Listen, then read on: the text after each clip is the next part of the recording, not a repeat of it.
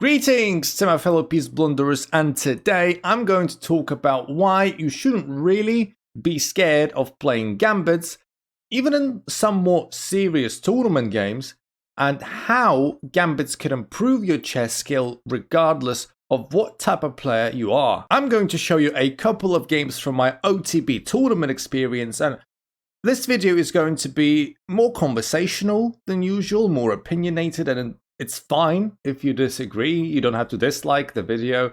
If you disagree, we can be civil about it and just agree to have different opinions. As some of you may know, if you watch my streams, I like my gambits. I like playing niche, underrated, in my opinion, openings. And it's not because I'm like non-conformist, not because I'm in this teen angst kind of mood. I want to be not like everyone else. I just feel like the ideas and the principles behind the openings that I do play, I find them really nice. I find them really applicable to my playing style and I get good results. And on that note, let me start with example number 1.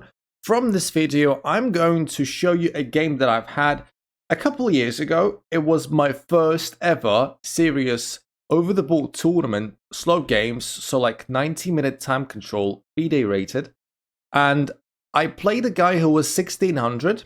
And you could argue how really strong a 1600 player is, but I should also indicate that this is Belarus. We're talking about a post-Soviet country, so there is this opinion that post-Soviet countries have stronger fields. That's why players are underrated. So you may argue, I'm not going to do that, but some people may, that a 1600 in Belarus is around 1800, maybe even pushing up to 1900 in maybe Western Europe or Central Europe and whatnot. But even if we do agree that he is indeed 1600, it's still pretty respectable. In chess.com terms, he's probably going to be around 2000 and Blitz Rapid, maybe Bullet even. So I'm coming up against this really young, strong opponent, strong at least in relation to me. That's my first ever tournament. And what do I play? E4, E5, F4. King's Gambit. No F's given at all. And the reasoning behind me playing the King's Gambit against the opponent who's much more experienced and probably much stronger than myself, well, it's very simple. I'm playing as white and I'm a player who always plays for a win. And I don't want to get in a positional, slow maneuvering scramble against a player who's stronger than me. I think it's already a death sentence. I feel like I've got a much better chance of catching this guy cold and luring him into a position where I'm much better prepared and where maybe we will be standing on a more even ground. And credit to my opponent, he was not fazed at all by the gambit and he accepted it. He wasn't going to decline it. He thought that he was going to prove that my move was inadequate, and I was about to prove him otherwise. Now, on the next couple of moves, I'm not going to dwell too much. All I'm going to say to you is that it is theory that I have been prepared for, and I knew up until this point right here. There. So I'm 2 pawns down.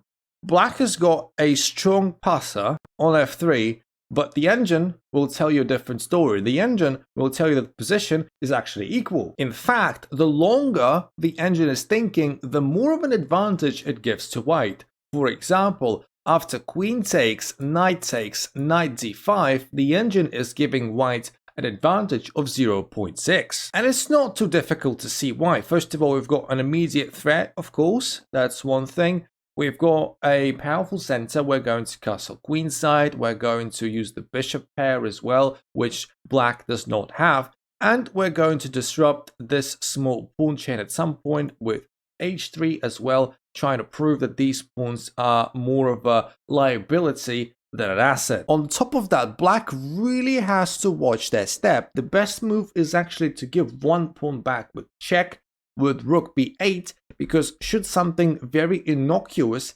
happen, like king d8, just protecting the pawn, getting away from the fork, we've got a massively important bishop h4 check, and the position is already +5 for white. White has got a lot of tactical tricks up her sleeve, too many to analyze from this position. Feel free to do that yourselves at your free time. That said, in this position, I did make a slight inaccuracy. I went for knight d5 immediately, and I thought after queen takes, king takes, I've got a fine position, and I do. It's just that I don't have that much of an advantage anymore. The position is more equal, and I do still have my threat of the fork on c7.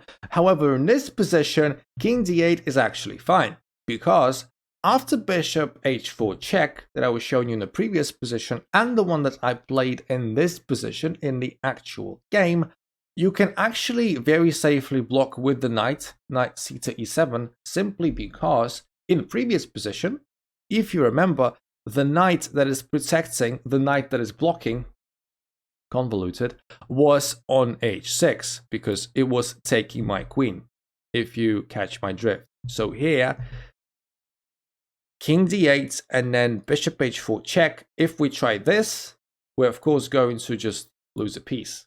That knight is no longer on g8 defending the knight on e7. I hope you got that. However, in this position, my opponent did not play the right move, did not block with the c knight, they blocked with the g knight.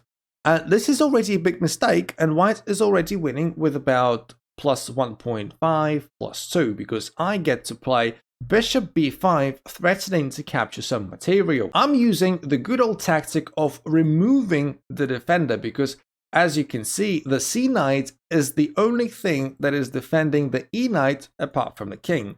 So if I were to take that knight, remember that this knight is pinned, this knight is then very, very vulnerable. So for example, if I play a nothing move for black, I of course get to take here, and then after takes, I take the knight, and it's a free piece. In a slow game, in a serious tournament, against an opponent who's no joke by any stretch of the imagination, on move 15, I get to do this to him. Now, from here on out, I did get some material from this position. Of course, I didn't get as much of an extra piece because, of course, the opponent is clever. They're not going to allow me that pleasure.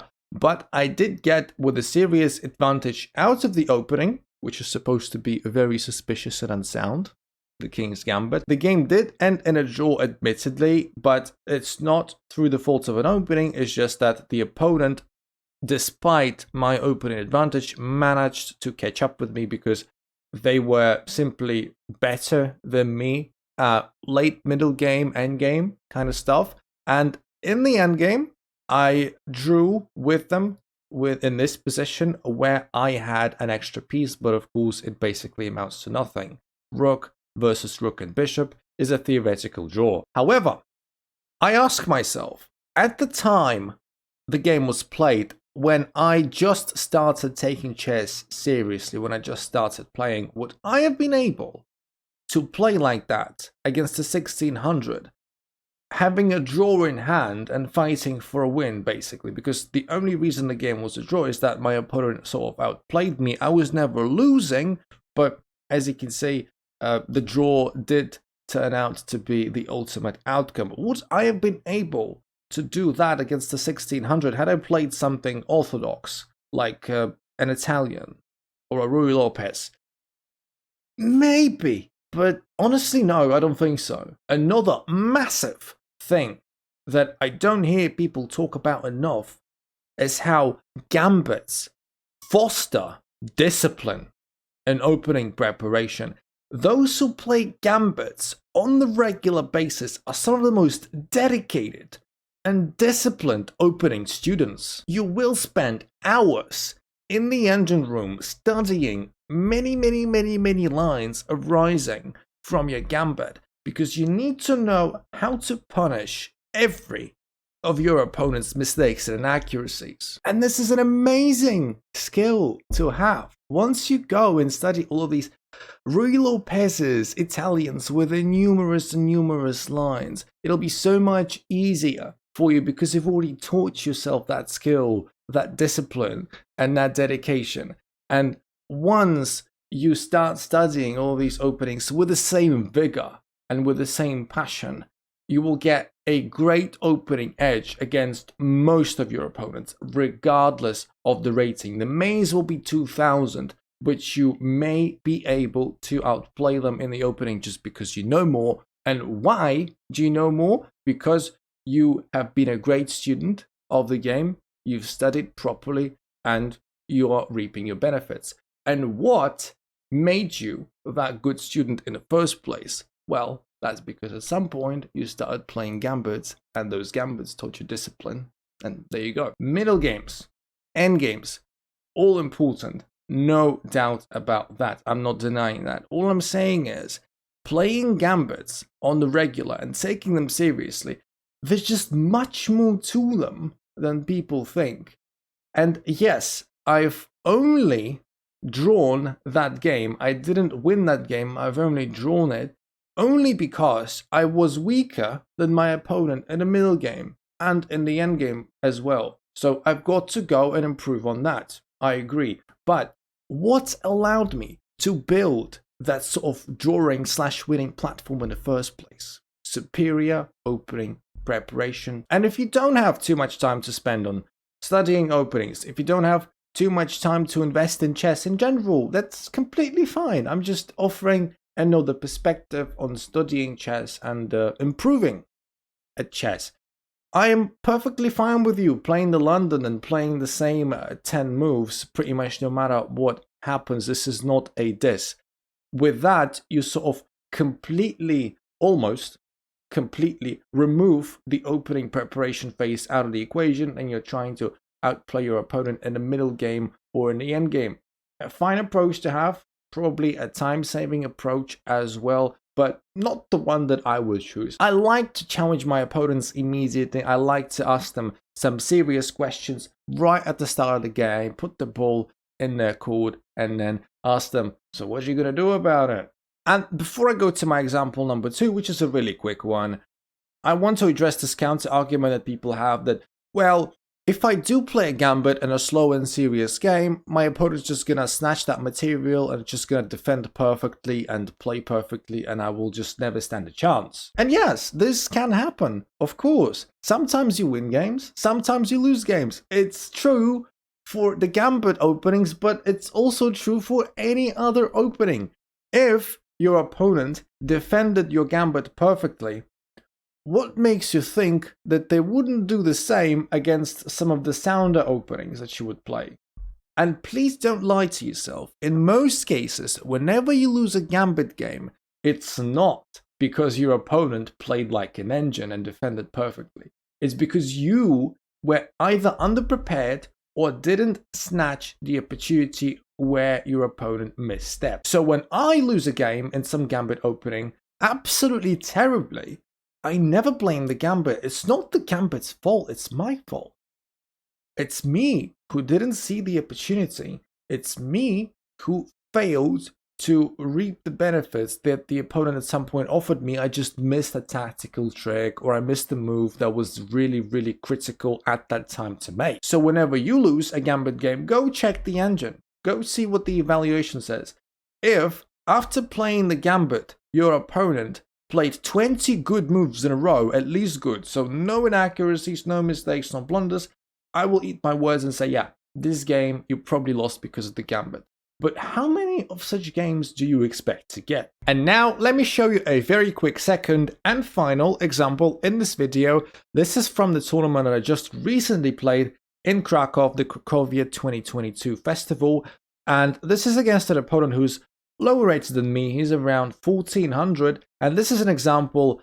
If the first game was against someone who's higher rated, this one is against someone who's lower rated, and we play the Smith-Mora, so e4, c5, d4, and the typical stuff, takes, knight c6, knight f3, d6, which is completely fine still by itself, but in conjunction with the next move they're going to play, knight f6. Now this is a known inaccuracy. This is still fine, but black has to be really careful, and I knew exactly which levers to pull, because now I play e5, and if they take with the pawn, I'm not going to go too deep into the theory here, but if they take with the pawn, there will be 2 pawns up temporarily, but after an exchange of queens, no matter which piece takes, king or knight, black is in a bit of positional trouble. There are all sorts of forks possible on like b5, g5 coming in here. So black has to watch out. The worst option is if they take with the knight, which they did, because again, they didn't necessarily know the gambit too well, so they were unprepared. So I managed to wrap up the game very, very quickly and in very nice style. You take the knight here, and when the pawn takes back, bishop takes f7, and my opponent resigned. Very similar to the so-called, what's it called, intercontinental ballistic gambit missile something. Of course, if the king takes on f7, I just take the queen, and you know, there is probably not much point in playing any further. That's why my opponent resigned on bishop takes f7. That was the game. And now the last thing before we finish that I want to address is that you could say, well, if you've got like a serious tournament record, people will know that you play gambits, so they will prepare for them. Well, I've got a couple of things to say to that. The first one, very simple. I don't think that too many of you guys watching out there are playing in tournaments consistently and frequently so that you appear in databases, so that people know you, so they start preparing specifically for your gambits. I don't think that we've got too many people watching. If I were to assess, there'd be around maybe 20 to 25% of such people here. When you play online with random strangers, no one knows you. You just play whatever you want. The opponent is never prepared, and that already gives you a massive edge. But let's say you do play in tournaments and people do know what you play, and the opponent does prepare for your gambit specifically for odd 3 to 4 hours before the game. Even that is not too bad. You need to remember that you are probably playing that gambit for a very, very long time. You've got much more experience. There's only so much your opponent can do to prepare for you. 3 or 4 hours will never be enough to replace your experience and your nows in that gambit. Now, of course, it does make our job a bit difficult. A situation like this that I just showed you will never happen if our opponent is well enough prepared. However, you need to remember that even with preparation, the opponent is still pretty much in our playing field. And that means we need to gather all of our experience, all of our tactical vision, all the things that we have studied, and go and smash them into bits. No fear, no hesitation, go at them. Snatch your victories. So yeah, if you just so happened to find this video useful, please like and subscribe. Follow me on Twitch. I stream Wednesdays, Fridays, and Sundays, usually. Find me on chess.com, join our Discord, all that good stuff. And I'm going to talk to you very soon. My favorite unintentional gambiteers. Love you all. See ya in the next one.